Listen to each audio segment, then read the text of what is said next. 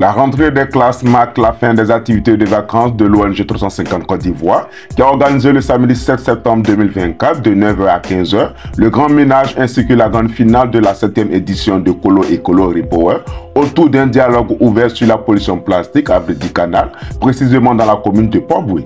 Nous organisons chaque vacances scolaires ce qu'on appelle le Kolo et Kolo. Le Kolo et Kolo est un tournoi de beach soccer, comme vous voyez dans le dos, c'est la finale aujourd'hui, combiné au génie en herbe. Et nous essayons à chaque fois de mettre un peu d'innovation dans nos approches en termes d'éducation environnementale.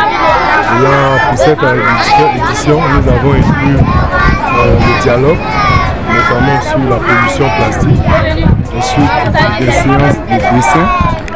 Pour arriver à atteindre nos objectifs, il faut toucher les plus jeunes. C'est eux qui représentent justement la relève de demain. Et c'est qu'avant, avec l'action que nous pourrons arriver ensemble à proposer des solutions, trouver des solutions.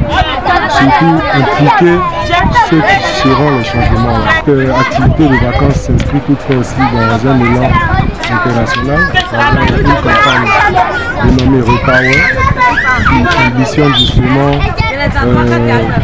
fournir justement un accès équitable en termes d'énergie et de population.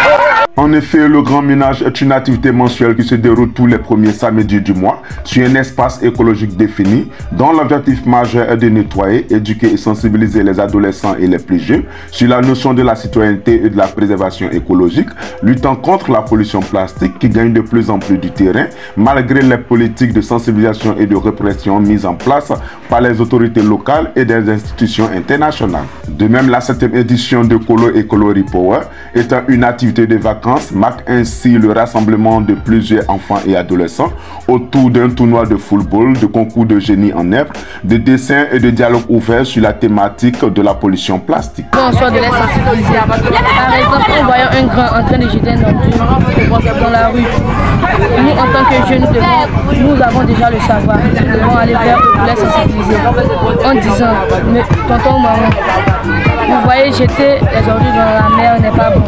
Ça peut entrer dans l'eau, puis tuer les poissons. Et puis il y a des pêcheurs aussi qui s'en vont pêcher. En prenant les poissons, nous on les achète, on mange, nous pouvons avoir une intoxication.